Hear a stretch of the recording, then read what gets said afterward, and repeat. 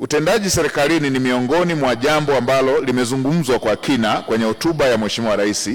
Tunapozungumzia utendaji serikalini, msisitizo ni uadilifu na uwajibikaji wa serikali kwa wananchi waliotuchagua ili kuhakikisha kuwa wananchi wananufaika na rasilimali za nchi pamoja na kupata huduma wanazostahili.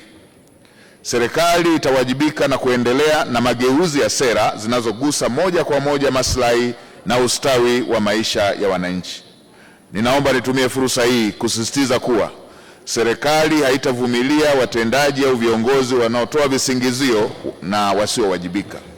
Hulka ya utendaji wa kazi wa mazoea, ujanja na kutoa taarifa za michakato badala ya majawabu havitovumiliwa hata kidogo.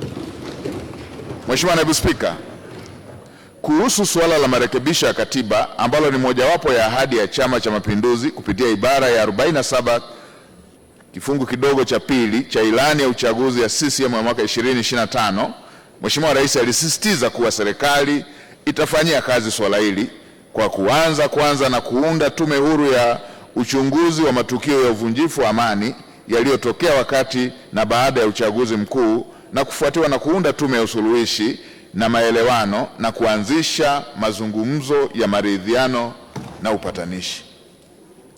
Ninapenda kulitaarifu bunge lako tukufu kwamba serikali imejipanga kikamilifu kutekeleza vipaumbele vyote vilivyoainishwa. Serikali imeainisha maeneo mbalimbali ya utekelezaji na kupanga mpango kazi wa utekelezaji wa muda mfupi, muda wa kati na muda mrefu, na tayari utekelezaji wake umeshaanza kutekelezwa kwenye maeneo kadhaa.